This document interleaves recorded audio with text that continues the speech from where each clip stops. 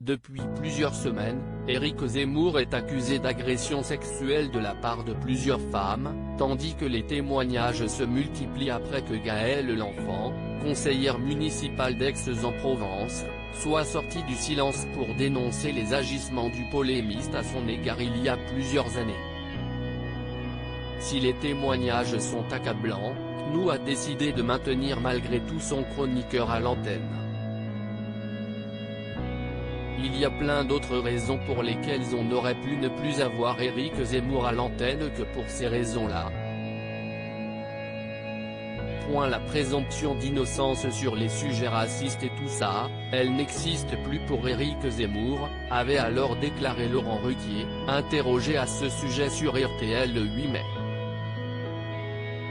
Appelant la justice à prouver ces allégations, tandis qu'aucune plainte n'a pour le moment été déposée à l'encontre du polémiste, l'animateur de France 2 a tenu à préciser dans Touche pas à mon poste qu'il ne prenait en aucun cas la défense d'Éric Zemmour, comme cela a été dit par la suite.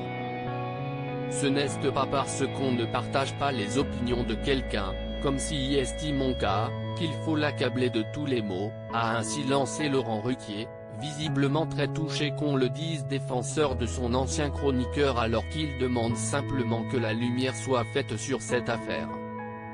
Laurent Ruquier ne regrette pas sa collaboration avec Éric Zemmour. Il faut dire que même s'il a donné la parole à Éric Zemmour durant 5 saisons de On n'est pas couché, Laurent Ruquier s'est toujours élevé contre le polémiste, dont il ne partageait pas les opinions sur le plateau.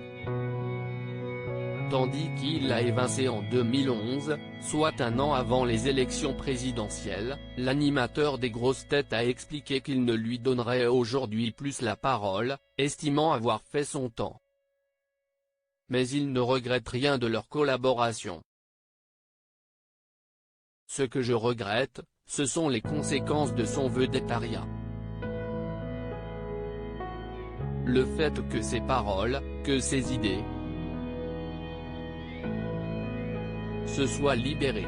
Ce que je regrette, si est la suite, la montée du Front National. Zemmour est charmant mais je ne partage aucune de ses idées, avait-il précisé en 2015.